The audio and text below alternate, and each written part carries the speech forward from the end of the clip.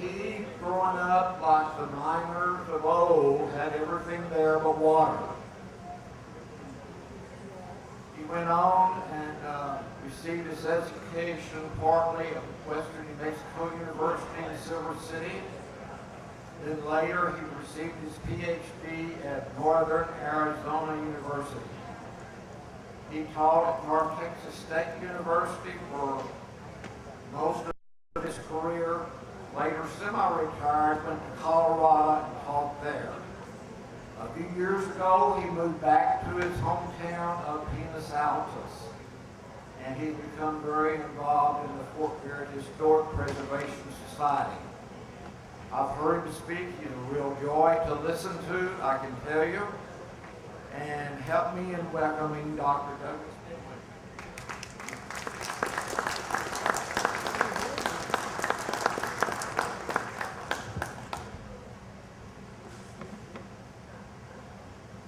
Good afternoon, everyone. I've been informed that the camera was not rolling to get my name, so I've been asked to reintroduce myself.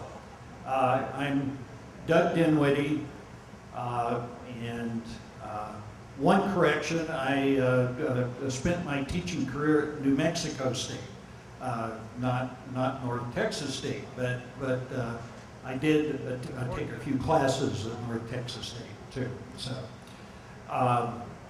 when Cecilia Bell asked me to speak, she did not tell me that I would be speaking right after lunch in a warm room. So we'll see how this goes. Okay.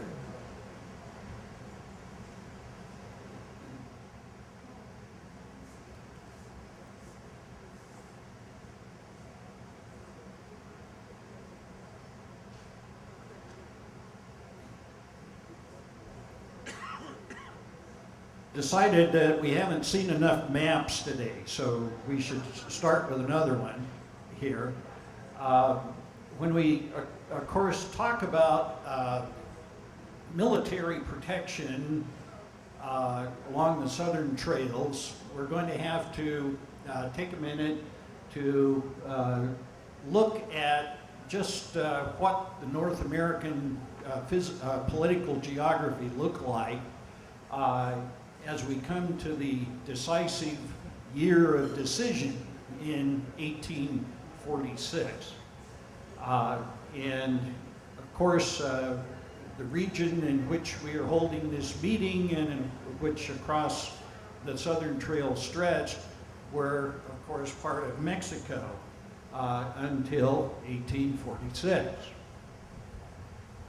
And the map prior to the Mexican War would have looked something like this, with all of this blank territory, if you will, out here in our American Southwest today.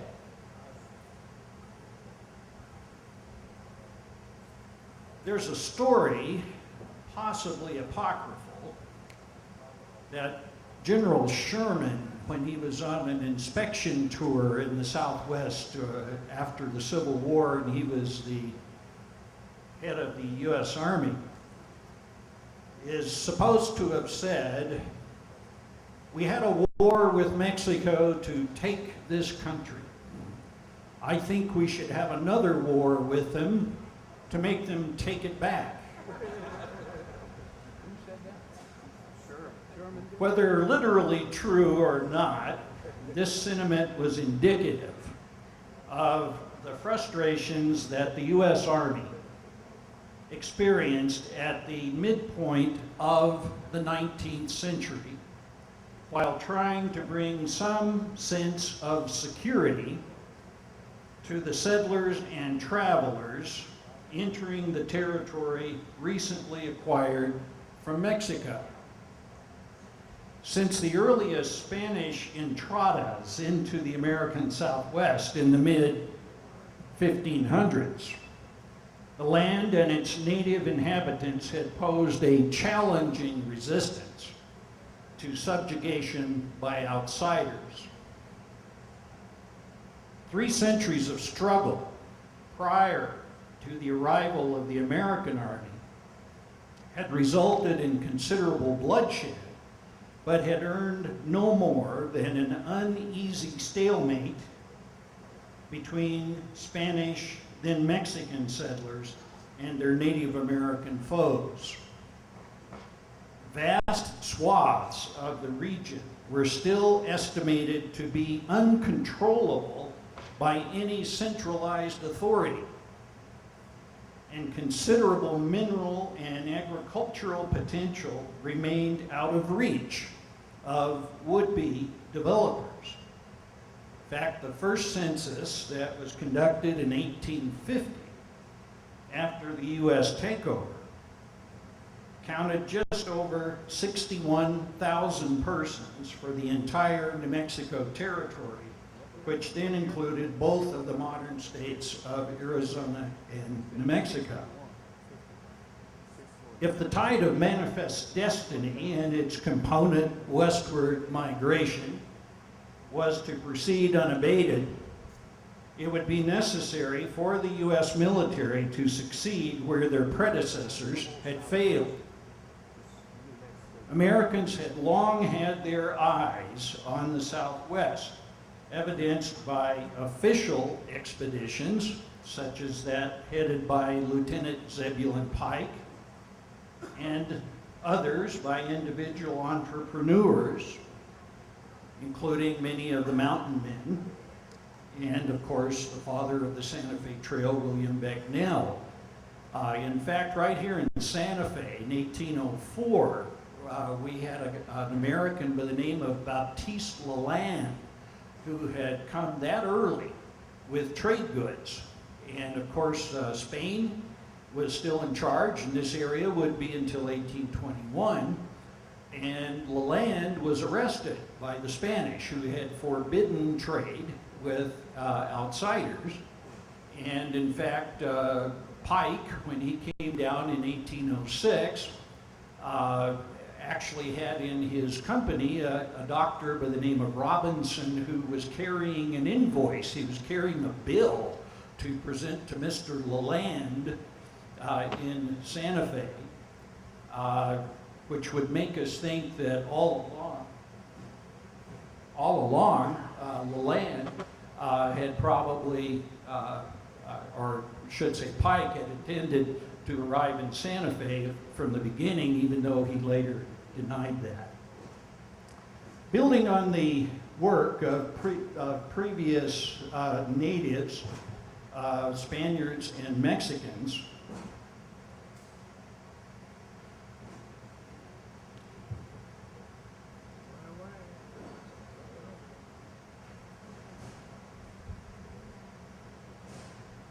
these hardy explorers gradually worked out usable paths for their wanderings into the relatively unknown portions of the western frontier. In the arid and rugged Southwest, precious water resources had to be located, evaluated, and eventually mapped. More than any other factor, the availability of water dictated where trails could be established and maintained. When Stephen Watts Kearney, now I have to say something about the pronunciation of this guy's name. Okay?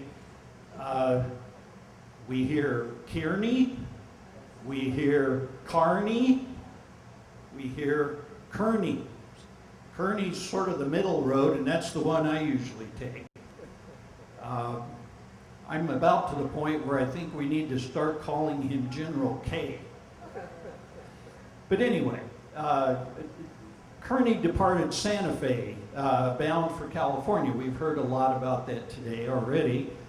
In the autumn of 1846, having come down the Santa Fe Trail, invading New Mexico as part of the U.S. strategy to defeat the Mexican forces. The war, of course, had broken out over boundary disputes in Texas, and that spills over into New Mexico. One New Mexico author has said that poor New Mexico, so far from heaven and so close to Texas. And so events in Texas have always had a great impact on what happens here in New Mexico. As we've heard from other speakers today, of course, as Kearney moved on to fulfill his orders to move on to California, he came down the trail along the Rio Grande heading south. And we've heard today, of course, his famous happenstance meeting with Kit Carson south of Socorro, and his subsequent orders to Carson to turn around and take him back to California.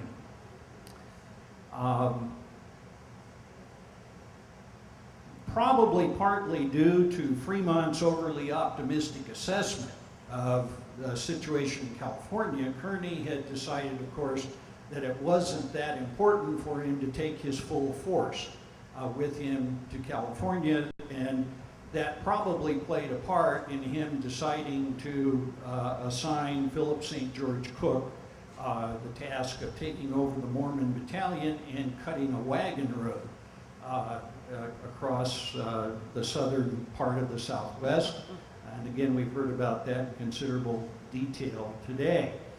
And this road, of course, would begin to supplant the earlier Gila River Trail that had been favored earlier. Now, based on a quarter century of experience with the Santa Fe Trail to the north, the Army was well aware of the dangers of Indian attack, as well as the constant threat of banditry, which made military protection of the developing southern trails vital to their success. The discovery of gold in California, coupled with the vast territorial expansion resulting from the war with Mexico, we often forget, I think, just how much of Mexico was transferred to the United States in the treaty, Guadalupe Hidalgo. Roughly 50% of the Mexican nation was handed over to the United States as a result of the Mexican War.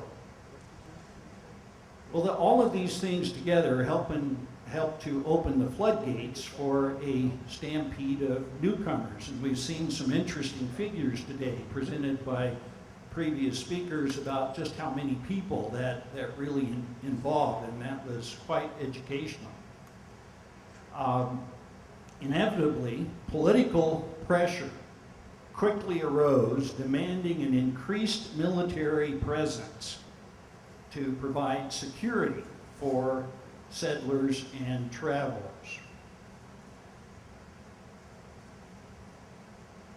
Now, among the people who had accompanied Kearney across the Southwest was his chief topographical engineer, William Emory. This photograph of Emory here is a bit later. This is an 1860s era photograph of Lieutenant Emory. And as we've seen, he was not just a soldier, he was a scientist. And he knew his geology, among many other things, surveying, astronomy, etc. And in fact, Emory will show up again as part of the Boundary Commission in the 1850s. By 1851, the Army, according to historian Robert Utley, the U.S. Army by 1850 had deployed 21 companies of infantry and dragoons. And to just remind us of what a dragoon was, essentially dragoons differed from cavalry in that dragoons were trained to fight on foot, but to get where they were supposed to fight on horseback. So they were kind of a combination, if you will, between the infantry and the cavalry. But anyway, by 1850, we have 21 companies of infantry and dragoons, numbering slightly more than 1,000 men, having taken station in what was newly designated as the 9th military department. By any measure, even when augmented by companies of local militia and volunteers, the military were woefully understaffed to try to take on the mission that they now found themselves assigned.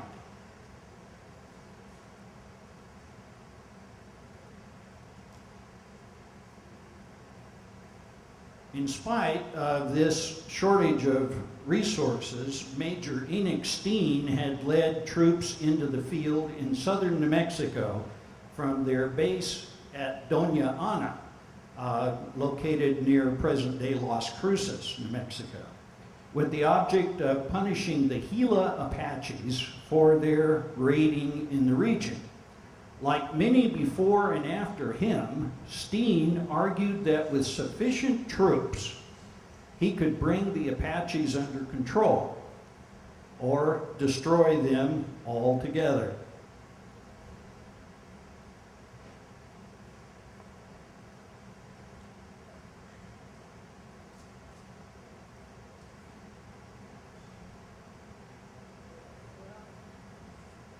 Now, any discussion of the military and their role in patrolling the trails, we have to talk about the boundary. Just where was the international boundary?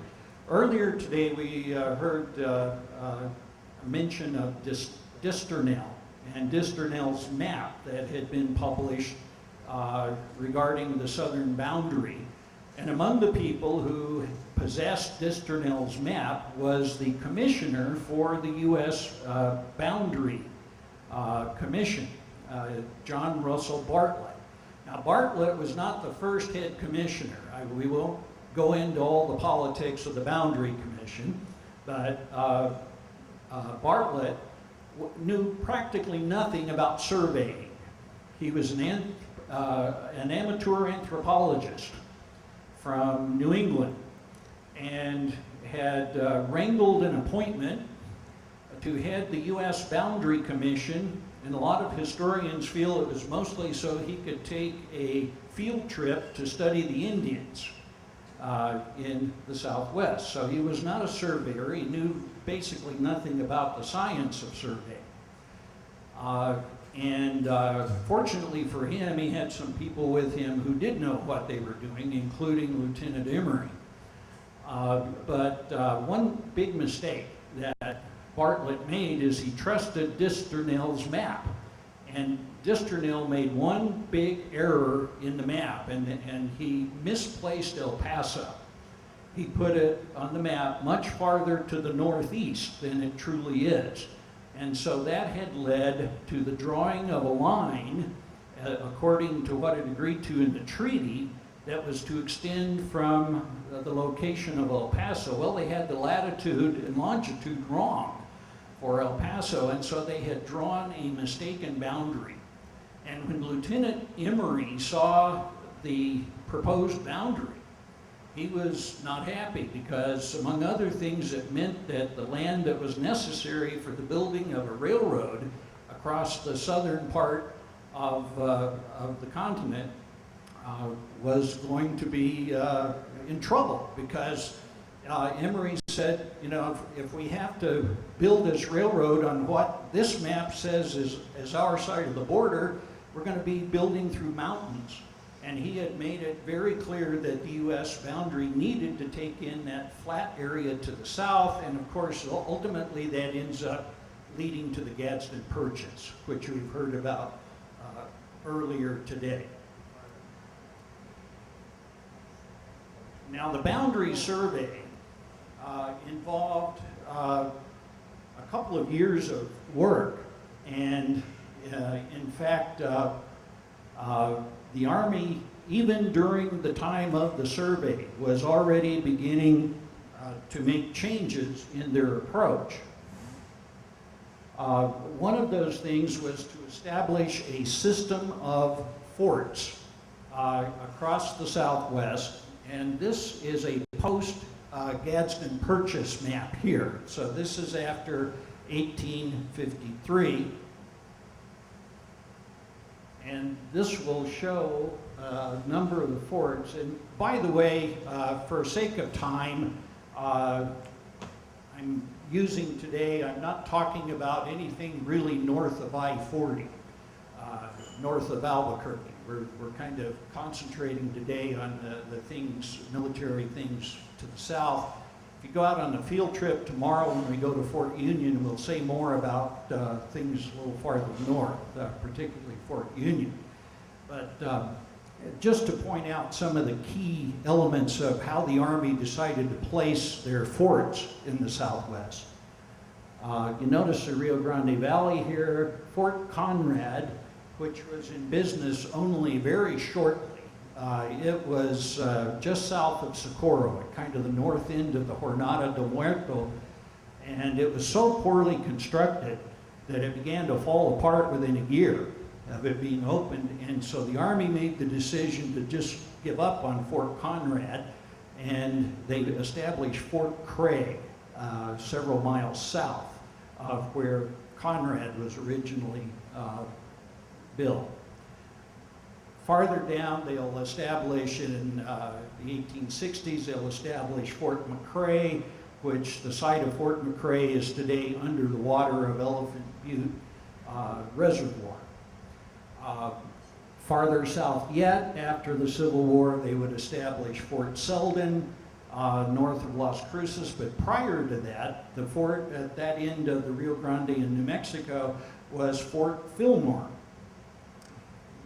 By 1853, there were 277 soldiers stationed at Fort Fillmore. It's about 6 miles south of Mesilla, which was the big town in that part of the Rio Grande Valley in the 1850s. Las Cruces would grow only later. Although it mounted several campaigns against the Mescalero Apaches in the Sierra Blanca region, Fort Conrad's time, as we saw, was very short-lived. Now they establish another fort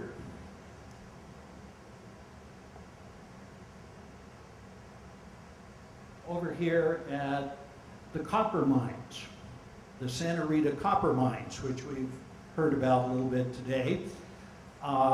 The fort there was called, first it was called Cantonment Dawson, and it was soon renamed in honor of the Secretary of State. It was named Fort Webster. And Fort Webster was right at the copper mines. In fact, the Army occupied the old triangular fort. Tom Jonas mentioned it earlier today in his talk, that the Spaniards had built there. Fort Webster, it's pretty confusing in that part of New Mexico today because we have two Fort Websters. We have Fort Webster #1, and that's what this one was, which was at the copper mines. But they found out they didn't have enough water there. And so within a couple of years, they moved it over along the Mimbres River. And that became known then as Fort Webster #2. Now, Bartlett, during his controversial time as the head of the Boundary Commission, had actually stayed at the copper mines and had occupied that same old Spanish presidio that Fort Webster takes up. Fort Webster ultimately turned out to be very short-lived as well because it was just too remote. It was took over a 100-mile trip to supply Fort Webster from any other nearby military installation. So when Webster went away, the Army decided to build Fort Thorne. And Fort Thorne was very near the present-day community of Hatch, New Mexico, which is mostly known today for its green chili. So if Fort Thorne hadn't gone away, I suppose we would have Fort Thorne chili.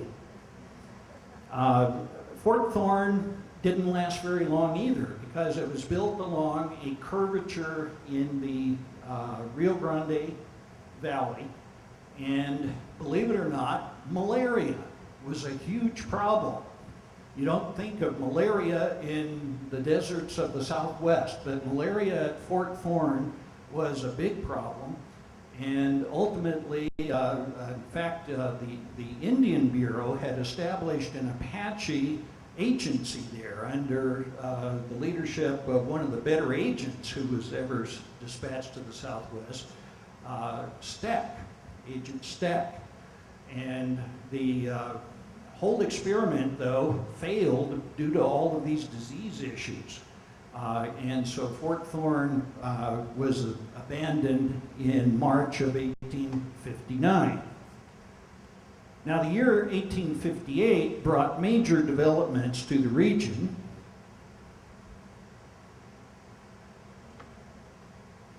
In the year 1858, of course, we have the establishment of the famous Butterfield Trail.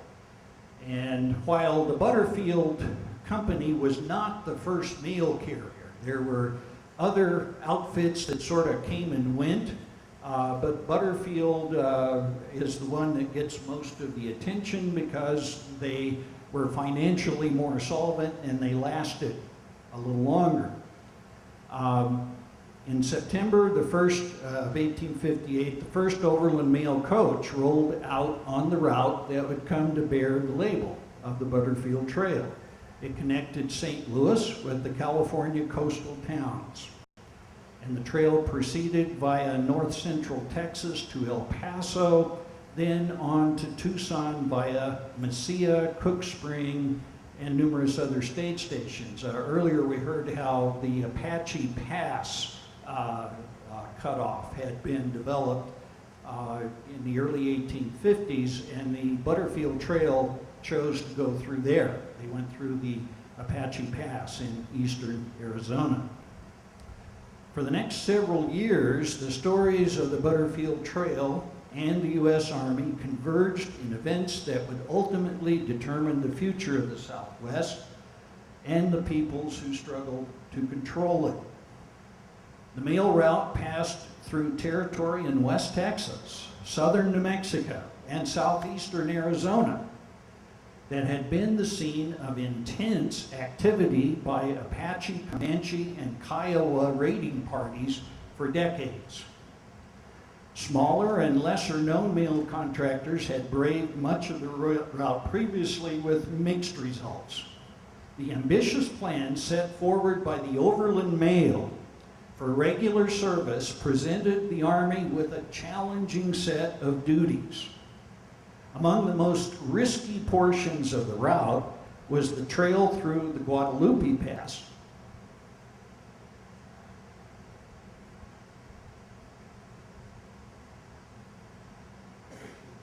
Which is right about here, just to the west of the Pecos River Valley. That was the Mescalero and Comanches.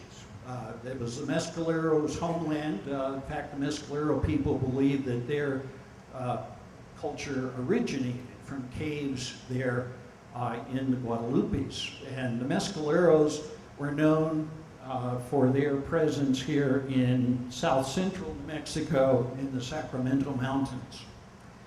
But the Comanches, known for their activity here on the southern plains of Texas, also raided heavily into that area. So the Army was faced with the double threat of Mescalero, Apache, and Comanche raiding, and even Kiowa raiding parties from farther north would sometimes visit the area as well. Of course, as you get farther west, you enter into the realm of the Chiricahua Apaches. And there were many subgroups of the Chiricahuas. The area around Las Cruces, pretty much to Tucson. This was the homeland, the heartland of the Chiricahua Apache culture. Interestingly, if you look at some of the old Spanish maps, you'll see that there's pretty good detail up and down the Rio Grande Valley, but you get over to southwestern New Mexico, southeastern Arizona, typically they would have one word written across that region, and it would say Apaches. And this kind of tells you the story, that it was an area that was not frequented very much by non-native people, because it was definitely the stronghold of the Chiricahuas. Now, it so happens that there are two locations in that area that will play a big part in developments and play out for the future of the trails. One was in Cook's Canyon. We've heard, of course, a lot about the Mormon Battalion. And Cook Spring, at the foot of Cook's Peak, etc., and the canyon, the rugged canyon that connected the path from the Rio Grande region over to the Mimbres River, had to pass through this narrow canyon. And they had to go through there because of the water. They couldn't go around it. And Cook's Canyon became known as a graveyard for travelers. It was a favorite ambush spot over many years, and in fact, when Fort Cummings was established at the eastern end of Cook's Canyon in the early 1860s, one of the first tasks assigned to the soldiers was to go out and bury the skeletons that lay along the trail through Cook's Canyon. It was a notoriously dangerous stretch of the trail, and of course the Butterfield Company had to go through there.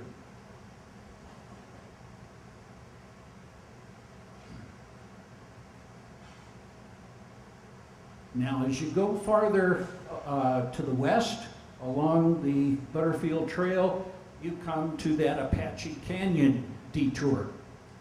And Apache Canyon became, again, a notorious spot. At first, the Apaches in that area, led by Cochise, got along well with the mail company.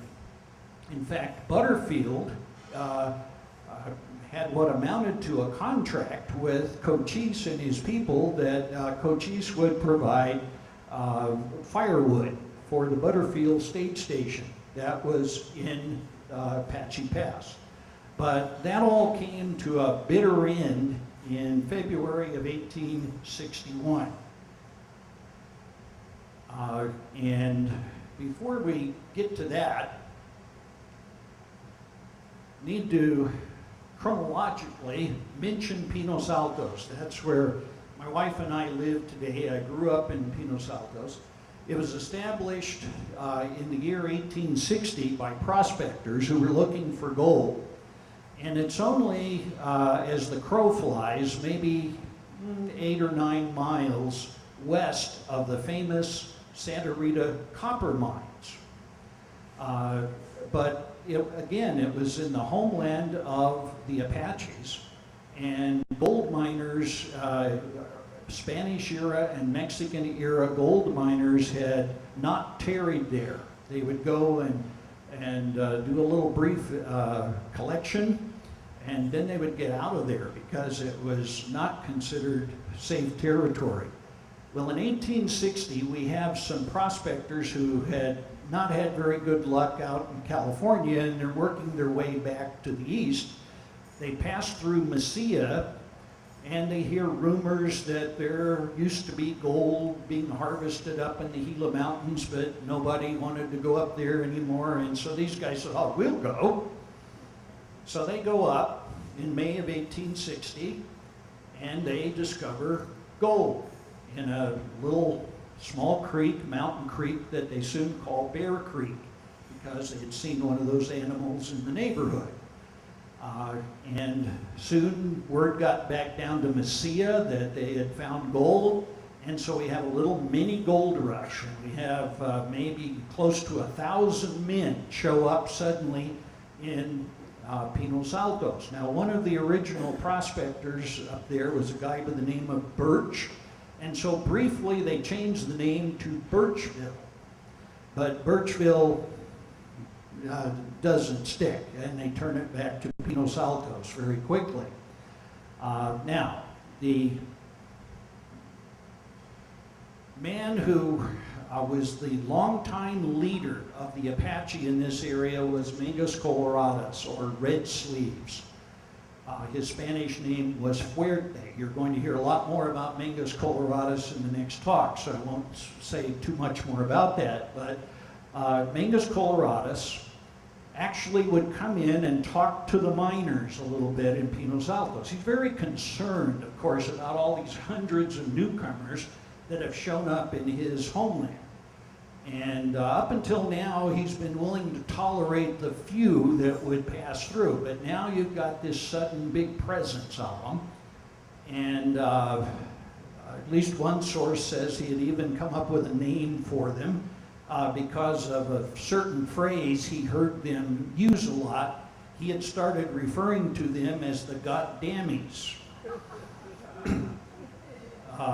But at one point, some guys that probably had had a little liquid refreshment decided that it would be fun to grab Mingus Colorados, who was a physically very large man, and tie him to a tree and horsewhip him.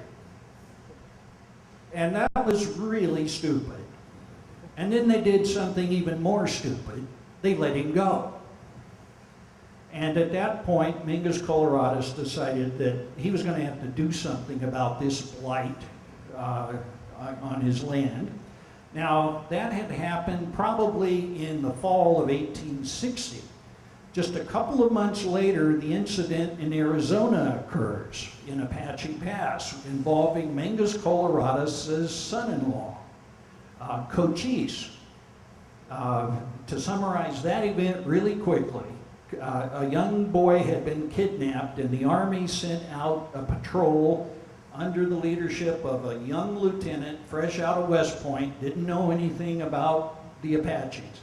He went out to Apache Pass. His name was Bascom.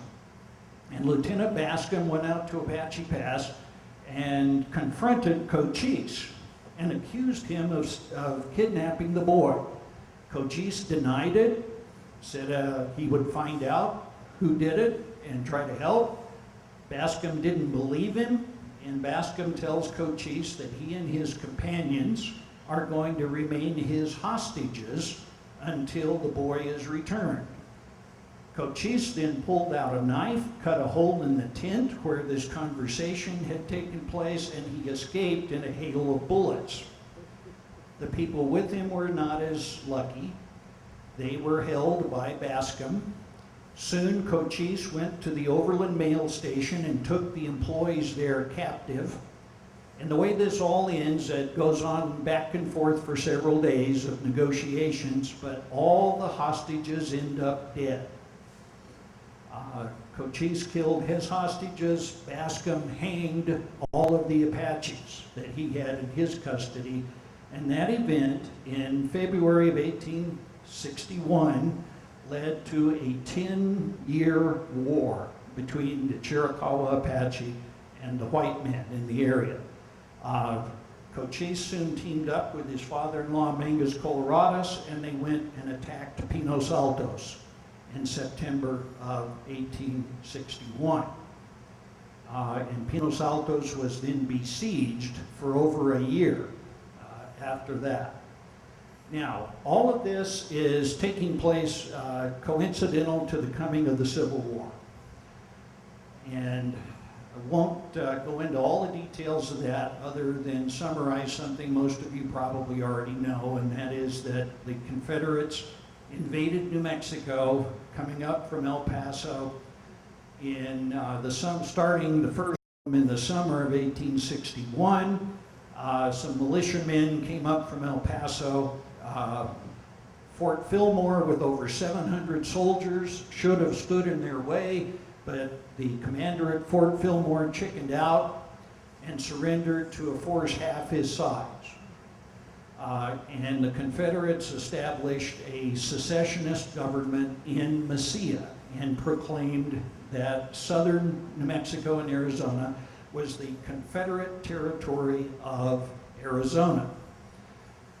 The main invasion of New Mexico under General Sibley started in January of 1862. Sibley came in with 2,500 men from San Antonio. They marched up the Rio Grande. They fought a battle near Fort Craig, were victorious over the Union forces, but then they moved on north, occupying Albuquerque and Santa Fe. Then in March of 1862, we had the decisive battle right near here at Glorieta Pass, and the Union, with reinforcements from Colorado, defeated the Confederate advance, and the Confederates withdrew from New Mexico by mid-1862. Now, the Indians, of course, had taken advantage of this white man squabble. And so southern New Mexico, the overland mail had to shut down. Basically, the trails were shut down. And the next people on the scene were the famous California column, who come over in the spring of 1862. There's the Commander Sibley of the Confederate invasion. There's Baylor, the commander of the Confederate militia that had seized Mesilla in the summer of 1861. This was General Canby, who defended New Mexico for the Union.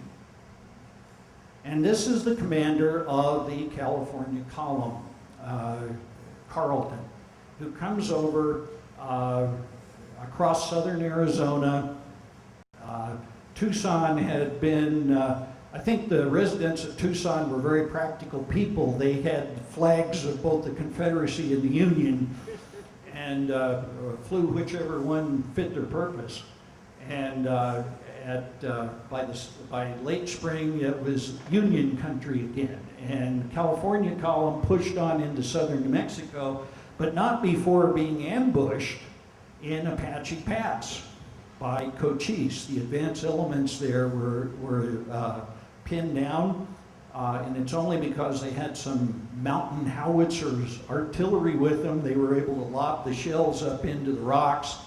Among the people injured, by the way, in that fight was Mangus Colorados himself, who was shot, and they had to take him down to Janos. His people did, to have a doctor in Janos treat him. And he recovered from that, but Peter Lehman will tell you more about what happens later.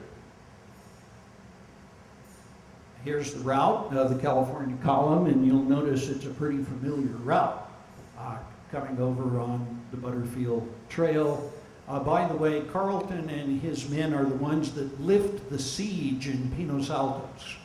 They arrived there in 1862 in August, and I actually have in my files copies of Carleton's orders to his men to deliver food to the starving miners in Pinos Altos. Now, after the Civil War, of course, Carleton didn't arrive in time to fight Confederates, so he fought Indians instead. And Carleton, with the help of Kit Carson, defeated the Navajo and the Apache. That is, the Mescalero Apaches, at least. The Chiricahua Apaches would not be fully subdued until 1886. One of the things the Army does as a result of the Civil War and reestablishing authority is they're going to establish a bunch of new forts, including one where Cecilia Bell and I do a lot of volunteer work, Fort Bayard, New Mexico. Fort Bayard is located very near the copper mines. It's only about 5 miles as the crow flies. There have been a number of other attempts at forts, of course, in that area, but for one reason or another, they had all failed. Fort Bayard is the one that succeeds. Fort Bayard, established in 1866. It'll be active throughout the Apache Wars until the surrender of Geronimo in 1886. Fort Bayard was decommissioned as an active military post in 1899, only to become the Army's tuberculosis hospital, and later on a VA hospital, and after that a state hospital. So it has quite a long history. By the way, Fort Baird was officially established on August 21st, 1866 by Company B of the 125th Colored Infantry, who had marched all the way there from Fort Union. Now, just a kind of a closing thought here as we're running out of time. I just want to mention that you'll notice that when you look at the garrison records of all these forts, and this isn't even all of them, but this is a good example here of all the various forts that were established in New Mexico and Arizona. You notice Fort Union, big letters up here, because Fort Union was the supply depot for all of the other forts in the region. But one of the things you'll notice is not only do they have cavalry, which makes sense, but all these posts had infantry, including those down in southwest New Mexico that had to fight the Apaches. And the Army soon found that it wasn't real practical to fight the Apaches with infantry. So they would assign the infantry regiments all kinds of other duties: building the post, maintaining the post, cutting the firewood, driving the wagons, etc. But you have to think that being an infantryman detailed to the southwest in this period would not have been the greatest assignment. And I'll just finish today with a concluding thought.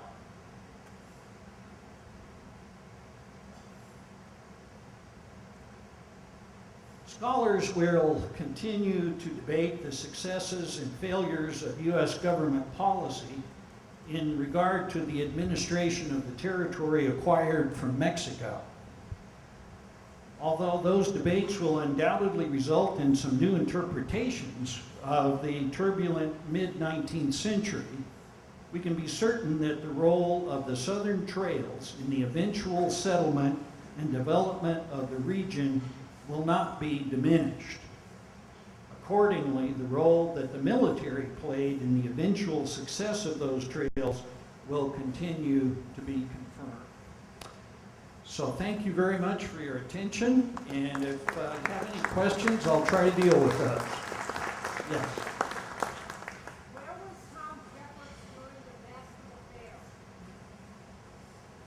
Where was Tom Jeffords during the Bascom Affair? Wow. I know by 18, I think he was not even present yet in that region, because I know he takes General Howard he escorts General Howard when they have the peace negotiation that eventually ends the 10-year war, but that's not until 1871. And so, does anybody know for sure where Jeffords was in 1861? Not seeing any hands here, so, but that's my guess, is he wasn't even in the vicinity yet.